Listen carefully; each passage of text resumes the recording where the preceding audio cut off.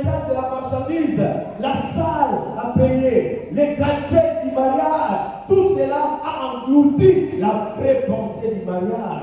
Quelle est la pensée du Créateur lorsqu'on voit les mariages? Est-ce la robe de la mariée? Parfois, c'est ce qui nous intéresse souvent. Il y a des gens qui attendaient que maman Laetitia viendra avec la robe, et tout ça aussi brûlé.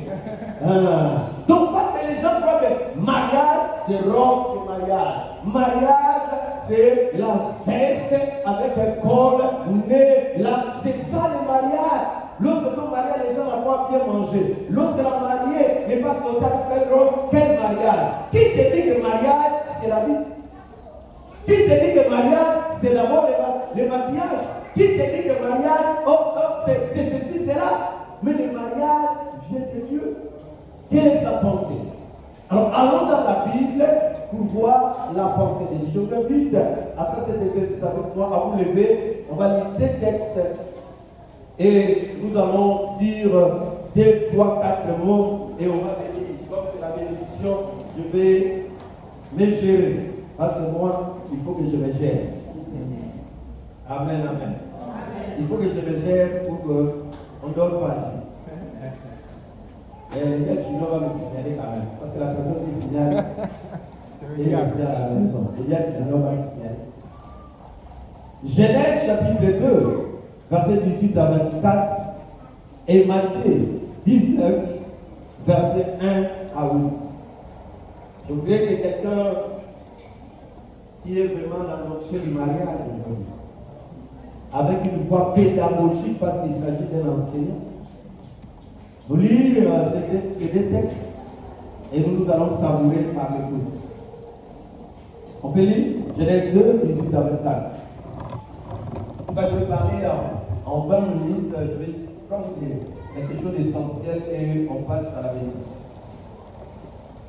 Je lis la parole de Dieu dans Genèse 2, chapitre. Genèse 2, verset 18 à 20. 22. Mais tu ne mangeras pas de l'arbre de la connaissance du bien et du mal, car le jour où tu en mangeras, tu mourras. L'Éternel Dieu dit, il n'est pas bon que l'homme soit seul, je lui ferai une aide semblable à lui. L'Éternel Dieu forma de la terre tous les animaux des champs et tous les oiseaux du ciel. Il les fit venir vers l'homme pour voir comment il les appellerait, et afin que tout être vivant portât le nom que lui donnerait l'homme. Et l'homme donna des noms à tout le bétail, aux oiseaux du ciel et à tous les animaux des champs. Mais pour l'homme, il ne trouva point d'aide semblable à lui. Alors l'Éternel Dieu fit tomber un profond sommeil sur l'homme qui s'endormit. Il prit une de ses côtes et referma la chair à sa place. L'Éternel Dieu forma une femme de la côte qu'il avait prise de l'homme et il l'amena vers l'homme. Et l'homme dit, voici cette fois, celle qui est os de mes os et chair de ma chair, on l'appellera femme, parce qu'elle a été prise de l'homme. C'est pourquoi l'homme quittera son père et sa mère et s'attachera à sa femme, et ils deviendront une seule chair. Amen.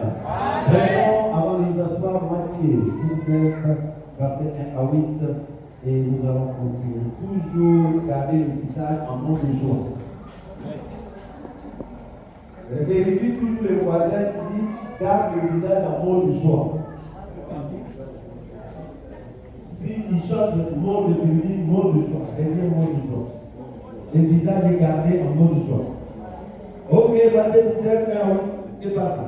Lorsque Jésus eut achevé ses discours, il quitta la Galilée et alla dans le territoire de la Judée et au-delà du Jourdain. Une grande foule le suivit et là il guérit des malades. Les pharisiens l'abordèrent et dirent pour l'éprouver, est-il permis à un homme de répudier sa femme pour un motif quelconque? Il répondit, n'avez-vous pas lu que le Créateur au commencement fit l'homme? N'avez-vous pas dit quoi? Que le Créateur, pas la mairie, pas les chefs de famille, pas la secte des Africains, le Créateur. Parce qu'ici, ce soir, nous disons, les mariages seront le Créateur. Oui. N'avez pas lu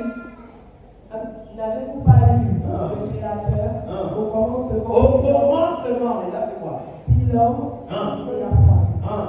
Et il dit, c'est pourquoi l'homme quittera son père et sa mère Hein? et s'attachera à sa femme Hein? et les deux deviendront une seule chair. Hein? Ainsi, ils ne sont plus deux, mais ils sont une seule chair. Hum. Que l'homme donc ne sépare pas ce que Dieu a joint. Hein? Pourquoi donc lui dit-il, Moïse a-t-il prescrit de donner à la femme une lettre de divorce et de la répudier? Il leur dit, c'est à cause de la dureté de votre cœur C'est que à Moïse cause de la dureté de votre cœur que Moïse a fait quoi? vous a permis de répudier vos femmes. Ça a permis de répudier vos femmes. Ça, c'est à cause de la dureté. Ce n'est pas dans la pensée du Créateur. Ce n'était pas le modèle du Créateur. C'est la dureté du cœur, c'est le mauvais cœur. Ce sont les circonstances qui ont changé la donne alors que ce n'était pas comme ça. Oui. Au commencement, il n'en était pas ainsi. Au commencement, il n'en était pas ainsi. Que Dieu bénisse sa parole. Que l'esprit et la vie te soient accordés. Quelqu'un dit 3 fois Amen. Amen, amen, amen. Vous pouvez vous asseoir tout en acclamant le Seigneur et en recevant pour l'option du mariage et en gardant vos visages à mode. Ok, c'est interdit de s'énerver. Amen, amen. Les mariages seront le prioritaire. Amen, amen. En d'autres termes, la pensée de Dieu lorsqu'il a créé les mariages. Vous savez, souvent, lorsque quelqu'un fabrique une chose ou crée une chose, disons-le comme ça, il a une pensée derrière. Alors, vous ne pouvez pas bien utiliser quelque chose si vous ne vous rapprochez pas de celui qui l'a fait, ou encore vous ne lisez pas un document de celui qui l'a fait, ou encore quelqu'un qui a été au contact ou qui a déjà utilisé la chose ne vous explique pas comment la chose fonctionne. Amen, amen. Amen, amen.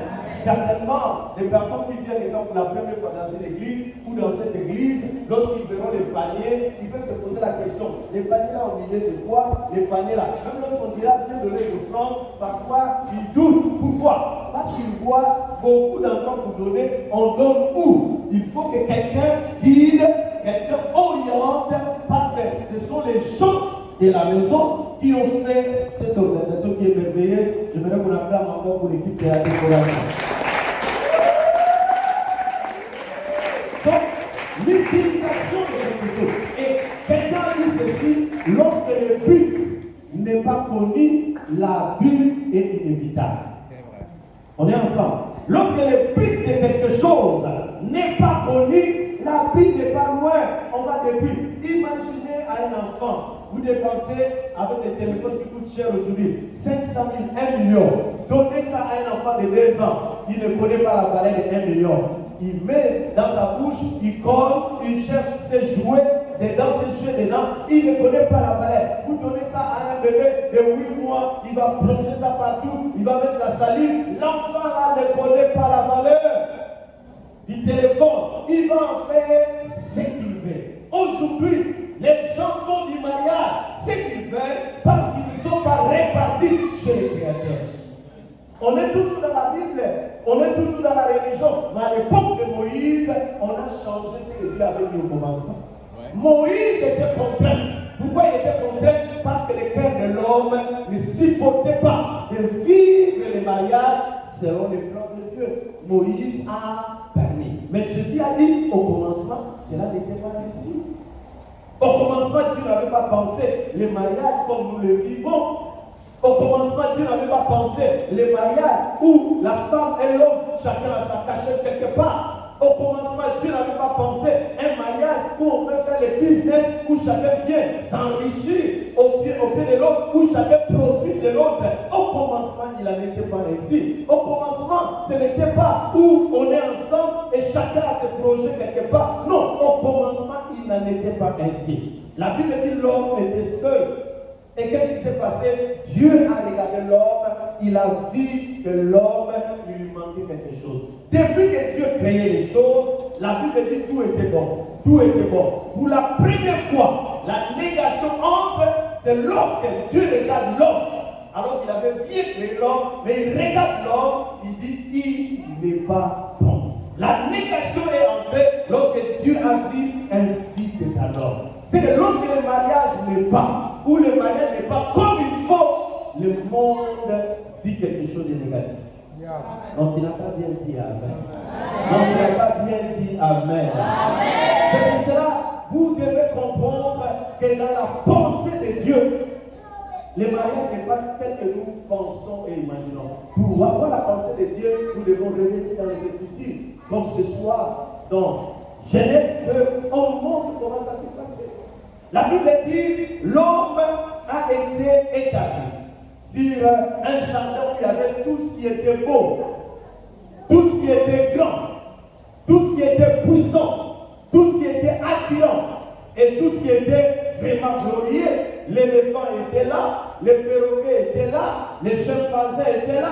Même si M. Massande en SVT, il nous apprend que l'homme vient de ceci ou de cela, les chimpanzés étaient là. Mais ces jours-là, l'homme n'a pas vu dans les singes quelque chose qui lui ressemblait. L'éléphant était costaud, mais l'homme n'a pas vu cela.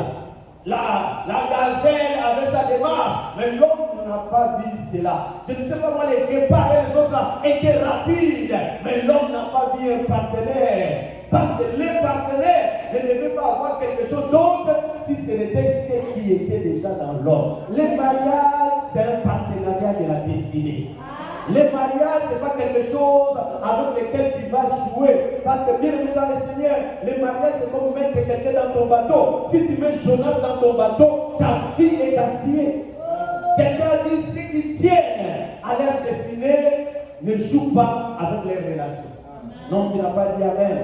Ceux qui tiennent à leur destinée ne jouent pas avec leurs relations. Dis-moi qui tu fréquentes, je te dirai qui tu es. Parce que dans les fréquentations, il y a la loi de l'environnement. Vous n'allez pas dans la vie. Lorsque vous marchez avec quelqu'un, la personne permettait, il dit, je vais faire une mission. Même si vous n'avez pas ça dans la tête, vous aussi, vous aurez les désirs. Dans les mariages, il y a ce qu'on appelle l'esprit du mariage. Tu épouses un voleur, tu ne vas pas aller à l'école du vol, petit à petit l'esprit du vol est en toi. Tu épouses un menteur, il ne te fera pas entrer dans l'université des mensonges, mais petit à petit l'esprit du mensonge va t'envahir parce qu'il y a un mystère dans la communion des deux êtres dans les mariages. Fais attention. Toi qui donnes ton corps à n'importe qui, oui, il ne t'a pas épousé, mais lorsque les gens s'unissent, il y a une union, un mystère qui se crée, même si physiquement ils ne se séparent, mais il y a toute l'atmosphère qui se crée là. Faites très attention. Faites comment? Faites comment? Très attention. Alors, lorsque nous disons les mariages selon la pensée de Dieu, ces mariages-là peuvent être aussi appelés aujourd'hui. Parce que Jésus a dit au commencement, il n'était pas ici. C'est que les Juifs avaient un peu déformé à cause de la dureté de cœur. C'est normal, directement c'est normal. C'est normal. Parce qu'eux, ils n'avaient pas le Saint-Esprit en eux. C'est normal, comme le pasteur Josué a dit, il n'avait pas celui qui est le modèle. Vous savez, lorsque vous êtes ici d'une famille où le mariage a été gâté, vous n'allez pas croire qu'il y a un beau mariage. Si vous avez grandi là où papa n'aimait pas maman, les enfants se disent il n'y a pas amour. Mais si vous avez grandi là où papa et maman, je vis des couples où si l'un voyage, l'autre va devenir malade après 3 jours. Tu es obligé de revenir. Si tu as grandi dans un tel foyer, tu vois que le mariage existe, l'amour existe. Beaucoup d'entre nous, on a été détruits. Pourquoi? Parce que tout autour de nous, il n'y a plus de repères. Il n'y a plus de repères. Même dans l'église aujourd'hui, il n'y a plus de repères. Je n'ai pas honte de le dire. Parce que même ceux qui tiennent la Bible ne veulent pas se soumettre à la Bible. Ils font des choses catastrophiques. Les repères ont disparu et les gens n'ont plus le modèle de Dieu. Le modèle du mariage est devenu rare. Mais ce soir, nous voulons encore par la grâce de Dieu vous dire que c'est encore possible de vivre un vrai mariage. C'est encore possible de te marier. Quand il te dit, non, pardon, ce que Yaya dit là, vaut mieux rester seul. Et chaque jour dans ton WhatsApp, tu écris, vaut mieux être seul qu'être mal accompagné.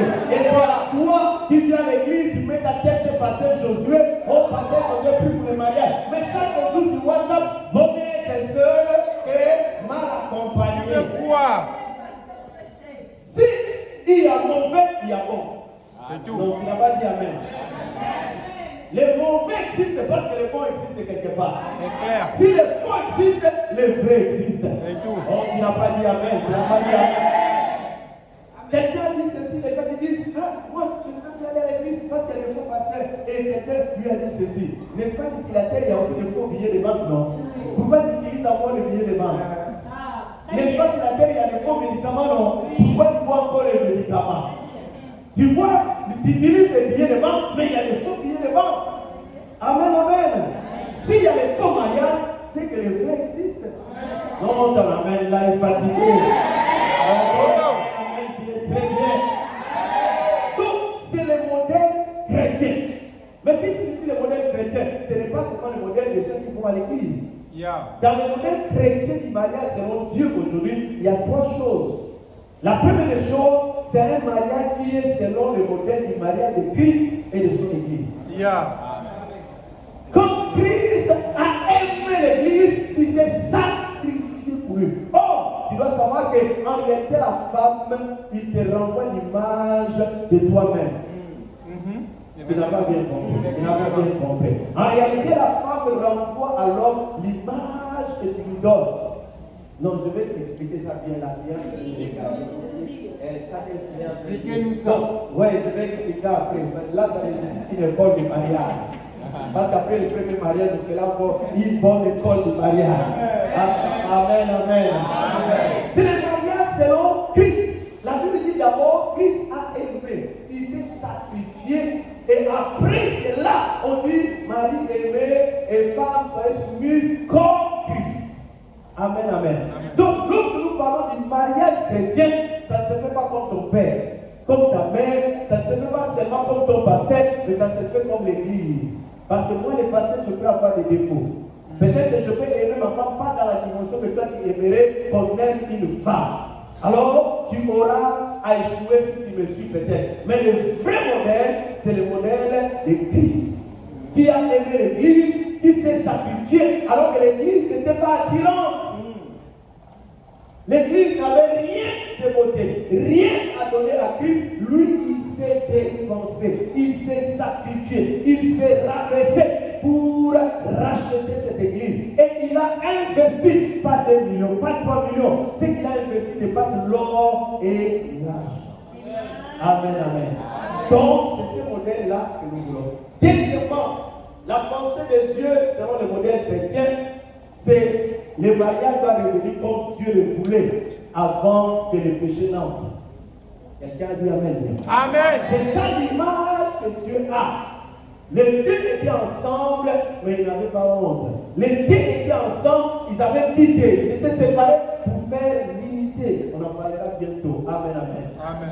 Les mariages, selon la pensée de Dieu, selon le modèle chrétien, c'est aussi le mariage que Jésus est venu restaurer dans Jean chapitre 2. Où il est venu dans ce mariage, mais le mariage a manqué le vin. Vous savez, c'était l'élément principal pour la fête. C'était l'élément essentiel pour la fête. Aujourd'hui, les gens ont des mariages, mais qui manquent quelque chose. Je prie le Seigneur, si vous êtes là pour accompagner juste vos enfants, vous êtes là juste parce que vous ne pouvez pas avoir la honte, Jésus-Christ est venu plutôt pour redonner ce qui manque au mariage, la vie, la quintessence, la joie, la force qui manquait au mariage pendant les temps de Moïse.